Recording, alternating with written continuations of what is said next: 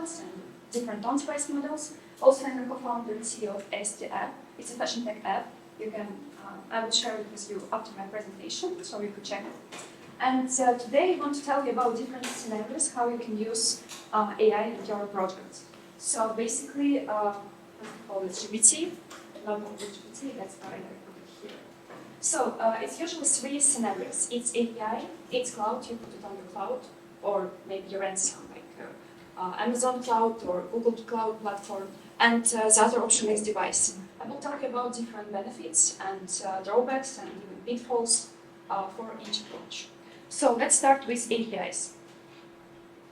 If you go to Product Hunt, anybody use effectively Product Hunt, by the way? Okay, cool. So as me, you usually see a lot of GPT stuff, like Auto GPT, I don't know, whatever GPT. And I think GPT is a very good application for POC stage. So basically, you want to prove the concept, and you don't want to put a lot of hassle in terms of development, in terms of investments in this project. And recently, for example, I ran into this project on the blog. It's GPT for travelers that helps you to find interesting tourist attractions and so on your road, on your trip, and it uses GPT. And I think it's okay for POC, and I believe they will apply something. Another option to use GPT or different LLM API is general purpose tasks. For example, summarization or writer assistant that helps you to, you can see it, right? Okay. To make it shorter, to make it longer, to make it translated. And there is no any way to develop your own model in Notion and Miro. Even LinkedIn uses API of OpenAI because it's like one ecosystem, but still. Yeah, and I think it's a good application for general requests. Another option is support and chatbots. For example, Carrefour, I tested it when I was in Dubai. Use tool based on GPT-4 to increase customer satisfaction and provide them with instant questions about what to buy and about different goods and so on. And I think it's also a very good application of API. So, to sum up, it's my opinion. You can argue with it. Yeah, good applications of GPT and different APIs is first when you want to develop a POC, for example. So you don't need to spend much time into development, invest money, and so on. The second option is when you have some very general purpose tasks, such as, for example, summarization or improving tone of writing, and so on. And the third option is chatbots and customer support that can strongly keep the context about your frequently asked questions, for example, and give instant feedback. But sometimes it's not an option. Let's discover why I think it's not the best option to use GPT API and develop your own model. For example, who used Reddit? Okay, nice. Who ran into moderation and somehow interacted with moderation? Okay, so they have very complicated moderation, and they have very interesting guidelines. And if you try to use here a GPT, it will be confused, and that's why they developed their own model. It's much more specific because it solves only very specific tasks. It's not a generalized model, but still it works well on very specific tasks. So if your task is specific, I really recommend you don't use any API of length and general purpose models. Other option is Bloomberg. For example, they operate with financial data, which is highly sensitive in terms of privacy. Or another example is Palantir that use military data, for example, and you can't delegate it to third party, and that's why they also develop their own models. They just don't have any opportunity to use API. Also, who knows Rust AI, by the way? Rust AI. Oh, cool. So it's a team from Barcelona, as far as I remember. They do speech-to-speech translation, not in real time, for different languages. And recently, they also did. It very impressed me. They did first real-time speech-to-speech translation from English to Spanish. I thought it's not like solved task in 2024, but then I run this project. It really impressed me. So let's back to the presentation. And for example, if you have a very complicated pipeline with different models, that's not optimal solution to use API as a part of these models. For example, to do translation or some kind of enhancement, because it will be a black box in your pipeline, and it also won't provide you some intermediate states. So if you can avoid it, avoid it. So to sum up, I don't recommend you to use API if you have some very specific tasks. General purpose models are not the best option. If you have some strong privacy concerns, for example, if you operate with HIPAA, it's not an option, or military data. And also, if it's a part of pipeline, it's also hard to operate if you have black box in your model and you can't access some intermediate tasks. It also can be tricky. Let's move to the second part. Pros cons. Okay, I think we covered it already. Yeah.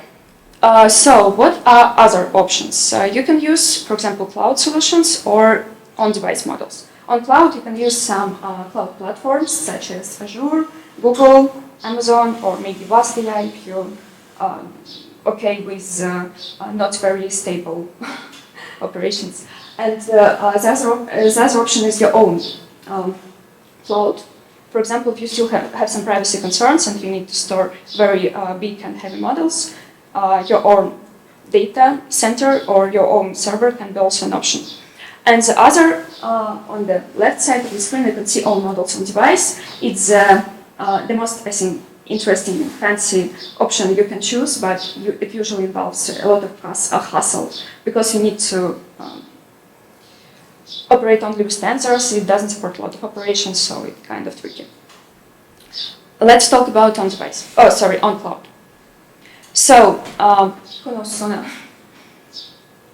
Not much. It's text-to-song that was on hype like recently, and it operates with several models. There are two models. First model generates melody, and the second one generates aligned with that melody voice. And it's really, really hard and heavy models. That's why it can be run on device. And here they have only one option to put it into cloud and use it in their infrastructure. So if you have a big heavy model, cloud is your option in comparison with device. Second option, second fact that you need to keep in mind is precision. So usually if you put a model on device, you will get a lower precision because you need to compress it, and it usually leads to lower quality of the model. So if you, for example, do something with biotech, for example, with proteins, high precision is very, very important. And that's why I also recommend to use cloud, not device solutions. And here you can see a comparison with compressed and uncompressed models. You can see here tensor compression and channel compression. Tensor compression is when you compress just full tensors from your network. And channel is interesting optimization. When you operate with images, there are usually 3 or 4 channels, and you can do compression channel-wise. And it usually leads to more optimal numbers. You also need to keep in mind that you need to be okay with high latency, because if you compress model, it also will lead not only to smaller model size, but also to lower latency. So if you, for example, operate with real-time tasks, then latency is crucial for you. I love this meme. It's like full of LinkedIn full of this meme right now. Yeah, and sometimes it doesn't make sense to do all this hassle with quantization and pruning and etc. You can, you can tell to your friends that you did all this stuff, but sometimes it doesn't make sense, and you can say just, oh, I deployed the Firebase and have the same results. So if you don't have this hustler that can do all this stuff for you, then don't make your ML developers struggle and try to solve this task. It can be very ineffective. So, to sum up, if we're talking about cloud models, I really recommend you to use them if you have complicated model, heavy complicated model that have, for example, Boolean logic inside and different loops and etc. It can't be easily ported with tensor algebra. That's why I really don't recommend to try to do this. Yeah. Also, if you need high precision, it's also preferable to use on cloud. Also, if you do some updates, for example, if you do federated learning, something like that, it's also much more preferable to store core engine of the model on cloud. Also, if you are worried about your model to be stolen, you don't want somebody to access your model, it's also much better to store that on cloud, because even if you encrypt your model and put that on device, it can be, for example, distillated, or people can in tricky ways try to replicate your model, and that's why I really don't recommend it to do this. Yeah, and one of the pitfalls here that you can use it on real line. So for some, you can think that it's not important at all, but there are some tasks where you can do it only offline. I will cover that in my next part of the presentation. So on device.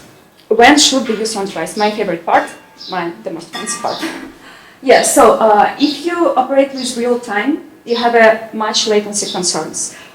Usually it's only about 500 milliseconds latency that you can do in, for example, real-time conversation, speech-to-speech, because if it's bigger, then people can heavily communicate with each other.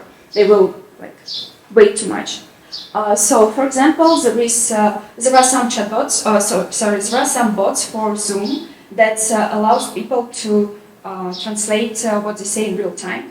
For example, Interpretify is one of them. And also, interesting fact, there are a lot of models in your iPhones that also operate on device. For example, if you have Google Translate on your phone, then it usually do transcription and automatic speech recognition on device, because it needs to be very fast.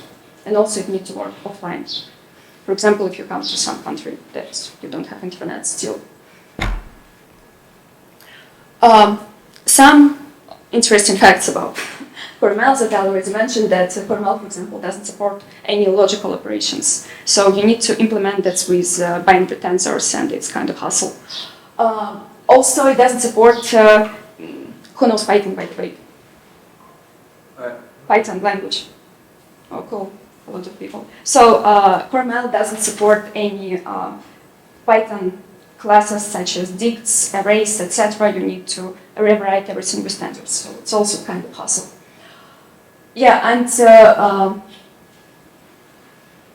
you need to have people who know how to do this, because it's kind of complicated. And if you have somebody, or even who can consult you, that it can be done. Because I remember 5 years ago, when I was only starting working with CoreML, I was converting denoising model to putting this on the device with CoreML, and then I realized that there are in 2020 no linear layer support. It was a pitfall, and we can't do anything with that. So be careful. Also, strong point to move your model to device.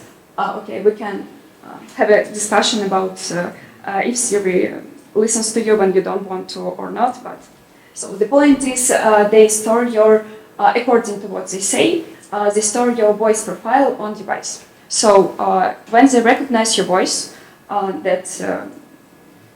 not I try to say some comment to your iPhone, but you, then your voice profile works on stored on device, and that model works on device. It's called voice identification.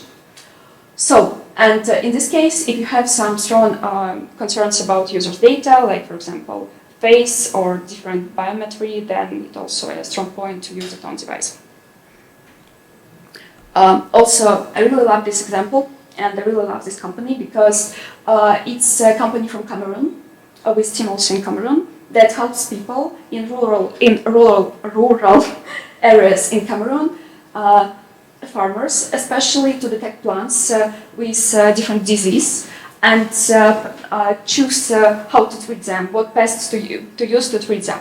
And there are no internet at all, and that's why models need to be on device. And I really love when people do something for for Africa, for example, like Cameroon, because there are still no much technology in these regions, unfortunately. So, to sum up, if you are considering to put your model on device, you need to keep in mind that if you put your model on device, there are less points of failure. So API can get out of order. For example, your server can, I don't know, be burned out or something like that. If you put it on device, it runs only on your device and depends on user's device. Also, it's crucial for real time because there are no latency for the net, and also that you need to keep in mind. And if you put it on device, you need also to remember that sometimes it even not. If you try to put it on device, you need to remember that sometimes it's even not possible to be put on device if the architecture is complicated or heavy. So that's why I usually, if you consider this option, really encourage you to consult with some people who are familiar with this technology. So there are also some infographics that I want to show you. For example, if we compare API, rent cloud, I mean not your cloud, but for example cloud platforms such as Amazon or Google, I really, there are also your own cloud, your own infrastructure. Usually big tech using their own infrastructure and on device. So in comparison of privacy, for sure I think it's pretty clear. In depends, I mean that if you set up your own cloud, then you can make it autonomous. You can even put a server and don't give it access to external internet, for example. API, in terms of accuracy, here it depends because there are some tasks that can't be solved without general purpose models, because there are still a lot of parameters and they can do a lot of things that you can do at home. In terms of reliability and control, I mean failure points. So if API fails, you can't do anything with that. You just say, okay, I will wait when it gets back to the order. In terms of rent cloud, it's still better, but there are some situations that I remember when, for example, Google Cloud services were unavailable, and you also can't do anything with that. I think the other points is pretty clear. In terms of easy to deploy, for sure, the most hassle is around on-device because you need to port and do all this tensor stuff. And with own cloud, you still need to set up all the infrastructure by your own. I think it's too small font. Yeah, sorry for that. So I created a decision tree. There will be my LinkedIn, or I can share with you this presentation and you can check it out. That decision tree that I usually use to choose where to put my model. So here we can see own cloud, device, or some external clouds such as Amazon, for example, and also API. It can be not mandatory ChatGPT. It can be, for example, Perplexity or whatever. So, and here are different questions that you need to ask to determine which place is the best to store your model. Okay, thank you for listening. Here is my LinkedIn and my app. If you are interested, you can check it out. Feel free to reach me out on LinkedIn and ask questions if you want. Thank you so much.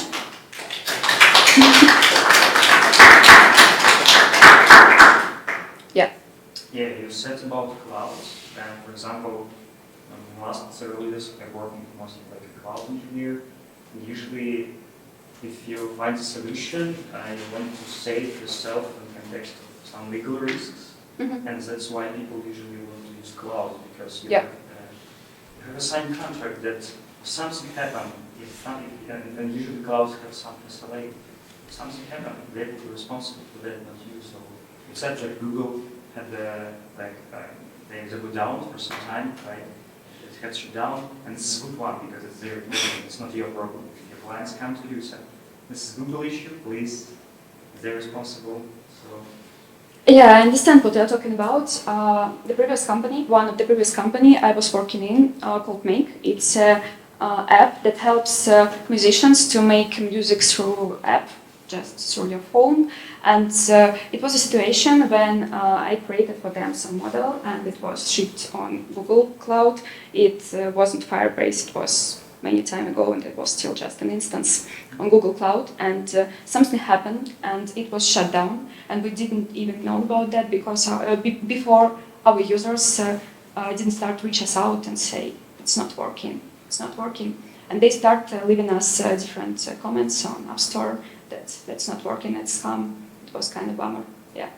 Yeah, that's the most. Yeah, but after that we have some refund from Google Cloud, but still. Yeah, and Google, they have Vertex, and Amazon they have SafeMaze. Yeah, but they had Vertex for last 1-2 years. It was many time ago. Yeah. Yeah. So for your app, where do you host the model and why? For now, I host everything on my own, on user's device, because these models are pretty simple. So when I upload my pictures, it will not go out? No. It only will be on your device. And I have 3 models on my own. So basically, when you take a photo of your face, it won't go anywhere at all. And also for now, because I'm on a pre-seed stage, I use GPT for scoring feature. Yeah. Yeah, I'd like to ask if this is something really important to users, like this data privacy, because same for DeFi and on-chain, for example, for a lot of cases, it actually doesn't matter for final users if they make money, right? So very few people are coming for these type of issues and paying attention to that. I assume that for AI and LM, only knowledgeable people are actually reading these and getting these problems with access to user data. At what degree, from maybe you did some research on your user base, for example, or something. Can you share some numbers? Do they really care if they shared somewhere? Yeah, I launched my app 3 weeks ago, and I did some analytics. And on onboarding, you need to take a photo of yourself, and we will determine your color type for different colors recommendations in terms of clothes. And a lot of people just closed and ran out of funnel on this step. And when we asked people why you did this, they told us that I don't want to share my face with anyone. And then we, in the next release, we will put a notification that it won't go anywhere, it will be on your device. And we will check the hypothesis that people won't run out of this funnel if we give this notification. And what was the share, if you can share? I don't remember exactly. I think the drop was about 20%, so it's significant. So 20% of people who dropped on this step. And after you implement this notification? We didn't implement it yet. It will be rolled out next week. Yeah, very in real time. And what's the geography, if you may ask, of the user base? Demography? Geography. Geography. Geography, maybe yeah. age as well? Yeah, it's MENA. It's MENA region because I'm based in Dubai, so it's MENA region. And we're trying to target on US citizens because we do some TikTok companies in US. So basically now it's MENA and US. Oh. And US users, from my experience, very concerned about privacy. And MENA? And MENA, yeah, MENA less, but US more concerned. Yeah. I don't understand the model that much, but is there any sort of discrepancies of the style based on different age groups, different races, different culture? How does that? Sorry, what based on? What's the question? Sorry. Yeah. So for example, I think it's a follow-up on this question, right? For people, for example, people in the U.S., if they are a white American or Asian American, Black American, just the model works out differently in terms of even the result of the styling. You mean style detection model? Yeah. Yeah. We also I also tried to make it diverse and to cover all these cases with people with different colors, and yeah, I think it will work well. because in my tests it worked well, but we still need to test it in the wild and receive users' feedback. Yeah. Yes, so did you use any public data set for training? How do you train the model Yeah, we used a public data set. I contacted the founder or the holder of this data set and asked his permission. And from his permission, I used data to train my model. It's public data on Hugging Face, so it's publicly available. Yeah, I have a question about your definition of the accuracy to use GPT API to train specific skill sets, specific like language model. And still I'm wondering about what's one of the biggest pain point about the training cost or like the training accuracy, to use GPT API. Which is like in my understanding, in your definition is like the GPT is a pretty big model. Then you try to train your smaller model, like a specific skill set, on large LLM. So do you think it's like more you gotta see like a training efficiency to to use that GPT API? That's how you think about accuracy of training. You mean to label data with GPT and then to train model on this, or? I'm sorry, I can't say. You mean to label data with GPT and then to train models on this data, or? Not about data, but model itself. Okay. So you can prepare your own training data. Yeah. Then, once you're going to use the GPT API, you're going to also rely on the data, also the model stuff, right? Then you're going to see what kind of accuracy difference between using, let's say, your own model on a device, cloud, and GPT API. So you mean like if I made some benchmarks for GPT and for my own? Yeah. To be honest, not really, because I didn't consider for my tasks, it's not possible, unfortunately, to use GPT, because both models where I use my own data and my own model architecture, they contain user's face, and user's photos of their clothes, so both are sensitive, so I didn't even try it GPT. I just started with my own models. I see, so which is that if the data set is completely same, you don't see the big difference to use GPT API and you run your own model on cloud about training accuracy, or training outcome. Sorry, maybe I didn't get the question. I don't use user's data to train on my model on. I don't use user's data to train my model. I use external data. Okay, so their own data. Yeah. I see. Yeah. So you can't compare. No, I can't compare because I can't use GPT in my case. Yeah, that's actually my opinion. Yeah. Okay. So yeah, I have a question regarding user data for training purposes. So I really like the presentation from a point of view how to use the model, right? If you have a model, you have option 1, option 2, option 2. So you have clouds, then you have APIs, and you have also device, right? But then there's coming an interesting question, like, because we all build AI models also for some reinforcement learning, even if they don't do it directly, we still need some data to improve our models in future. So I'm curious if you have any ideas or maybe an answer, how would you, structure in the same way, like, how to use user data in each case, so for APIs, for cloud, and for on device. And especially I'm very curious about if you want to use user data, which you collect on device, right? How to make it more like safely, or just maybe your ideas about that. Okay.